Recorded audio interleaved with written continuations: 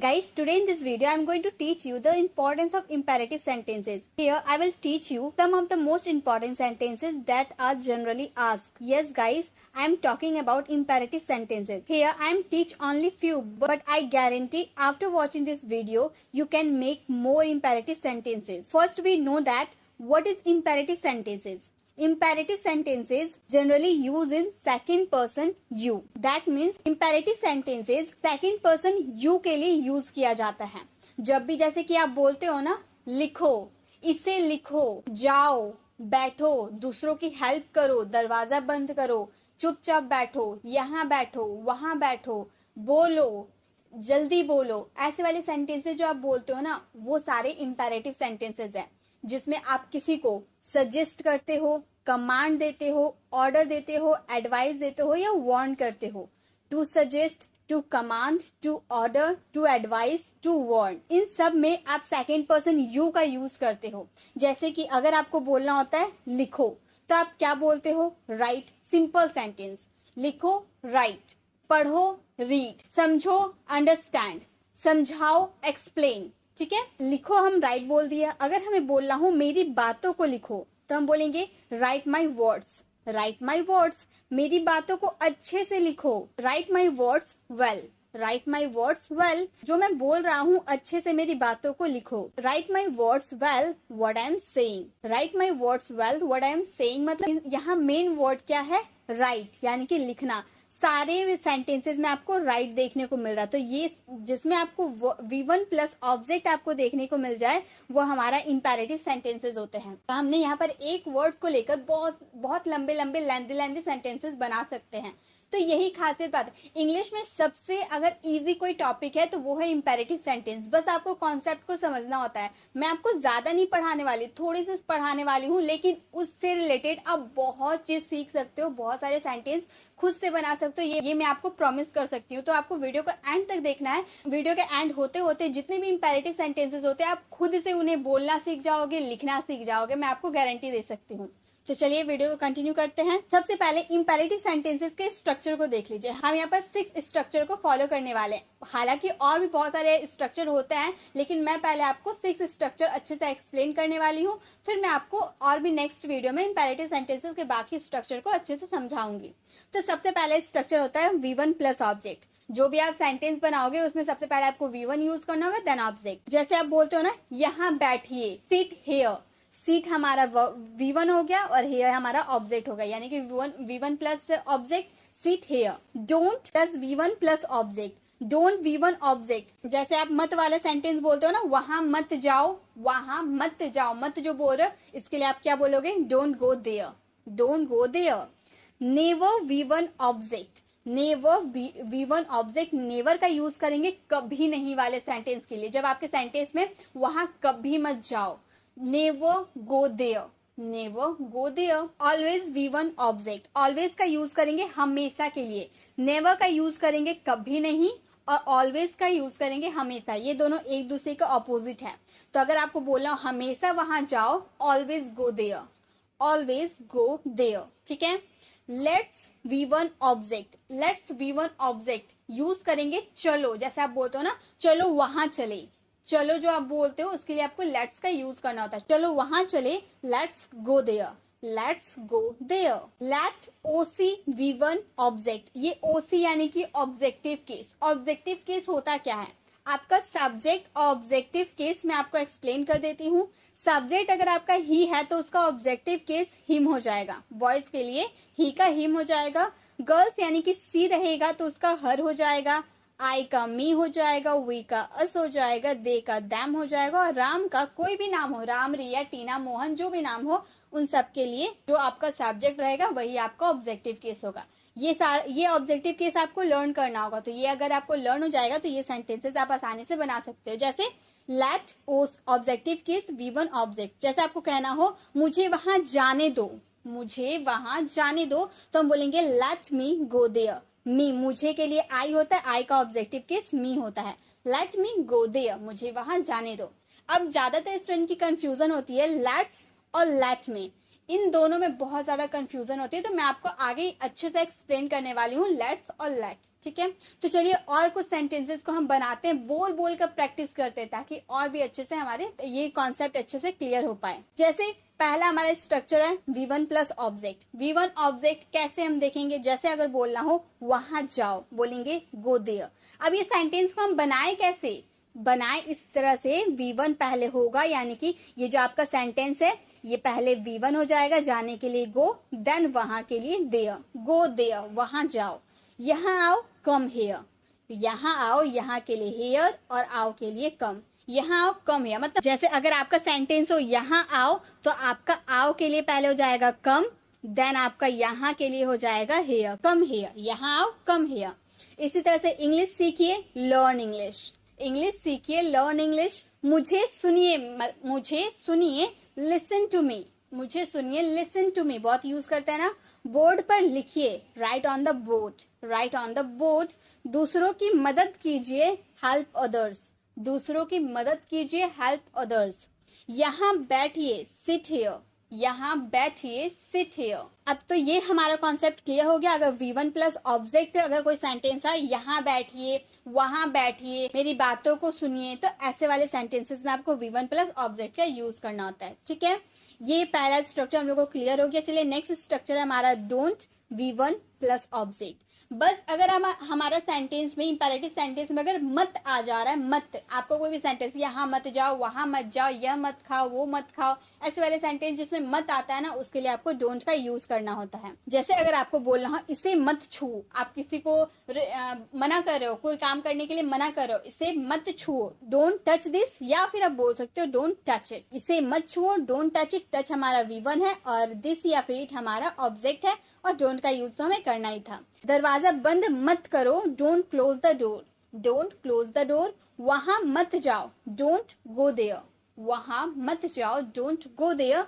वाक्यों को मत बनाओ, don't make sentences, don't make sentences. English मत बोलो, डोंट स्पीक इंग्लिश, हिंदी मत बोलो, डोंट स्पीक हिंदी।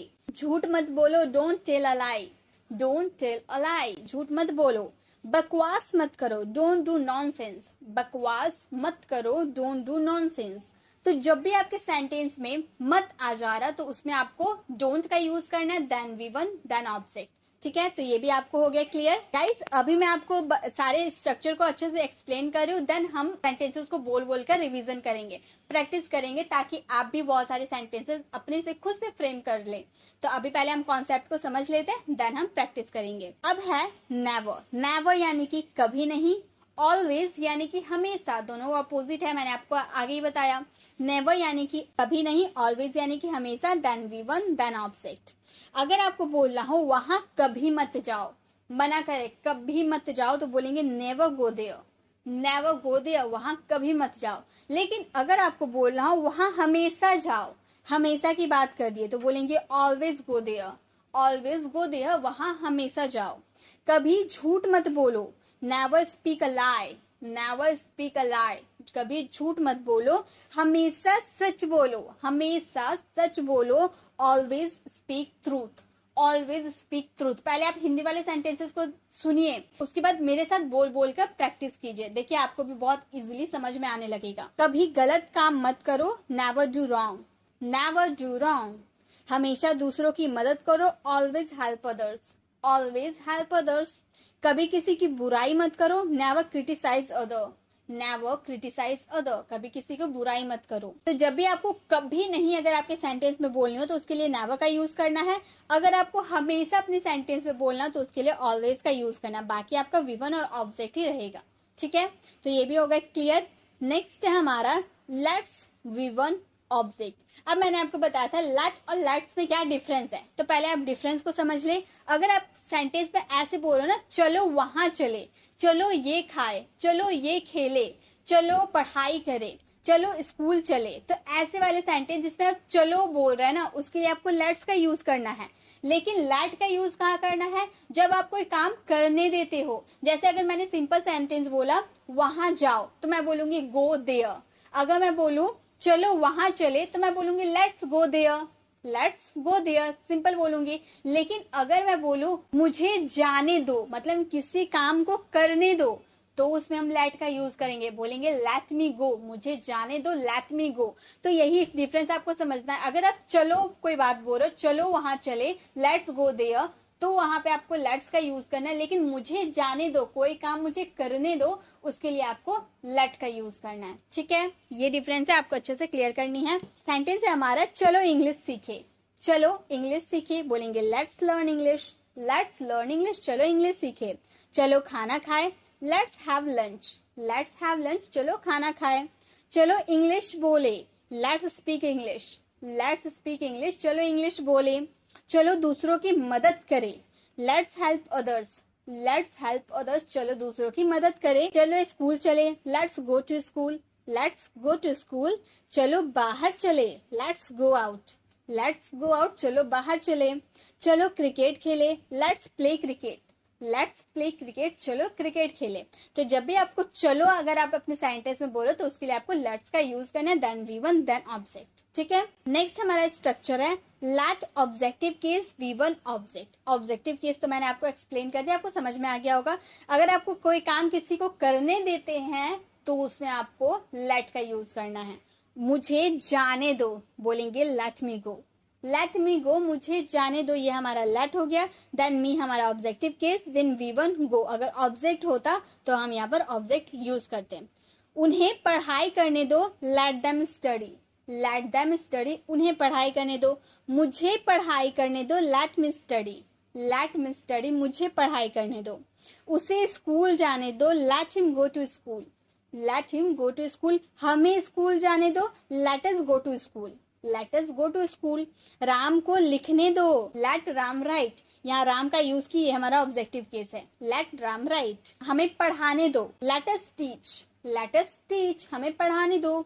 मुझे बोलने दो, लेट मी स्पीक, उन्हें बोलने दो, लेट देम स्पीक। उसे बोलने दो, लेट हिम स्पीक, उसे बोलने दो। अगर फीमेल की बात करें तो बोलेंगे लेट हर स्पीक। ठीक है, तो इस तरह से आप लेट का यूज कर सकते हैं अपने कोई भी सेंटेंसेस में। तो आई होप आपको सारी स्ट्रक्चर अच्छे से क्लियर हो गए होंगे। मैंने सेंटेंसेस ज्यादा से ज्यादा दिए ताकि आपकी अच्छे से प्रैक्टिस हो पाए। आई होप आपको समझ में आया होगा। चलिए अब हम थोड़ी प्रैक्टिस कर लेते हैं। चलिए प्रैक्टिस करते हैं। अगर हमें बोलना हो यहाँ बैठिए तो हम बोलेंगे सिट हेयर। सिट हमारा V1 हो गया, ऑब्जेक्ट हमारा हेयर हो गया, सिट हेयर, यहाँ बैठिए। हमें बोलना यहाँ मत बैठिए तो बोलेंगे don't sit here, don't sit here, यहाँ मत बैठिए। यहाँ कभी मत बैठिए, never sit here, never sit here. यहाँ हमेशा बैठिए, always sit here, always sit here. चलो यहाँ बैठे, let's sit here, let's sit here. मुझे यहाँ बैठने दो, let me sit here, let me sit here. तो इस तरह से हम एक ही सेंटेंस को लेकर हम सारे स्ट्रक्चर को उसमें फ्रेम करके अपने सेंटेंसेस को कंप्लीट कर सकते हैं। जैसे बोलना हो, अगर हम रिक्वेस्ट कर रहे हैं कृपया यहाँ बैठिए तो हम बोलेंगे please sit here, please sit here. कृपया यहाँ मत बैठिए, please don't sit here, please don't sit here.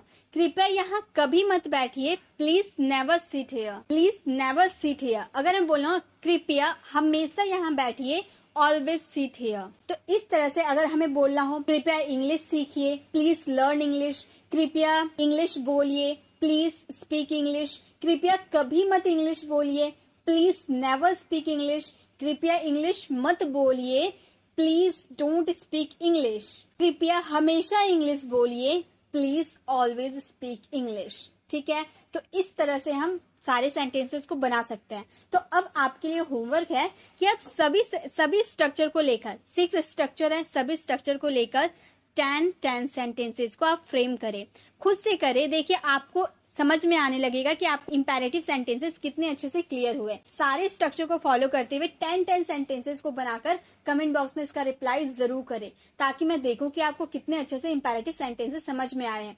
अगर आप ये 6 स्ट्रक्चर को लेकर सारे सेंटेंसेस को बनाकर कमेंट बॉक्स में देते हैं तो मैं इसका नेक्स्ट पार्ट जरूर लेकर आऊंगी, जिसमें मैं आपको और भी अच्छे अच्छे स्ट्रक्चर बताऊंगी जिसका यूज आप अपनी डे टू डे कॉन्वर्सेशन में कर सकते हैं। अब आपको वीडियो कैसे लगी, वीडियो कमेंट बताना बिल्कुल भी ना भूलें। अच्छी लगी तो लाइक जरूर करें और इसे ज्यादा से ज्यादा लोगों को शेयर भी करें। अगर आपने अभी तक हमारे चैनल को सब्सक्राइब नहीं किया तो सब्सक्राइब का बेल आइकॉन जरूर क्लिक करें ताकि आने वाली वीडियोस की नोटिफिकेशन आपको समय पे मिलती रहे। मिलते हैं नेक्स्ट वीडियो में, तब तक के लिए कीप लर्निंग।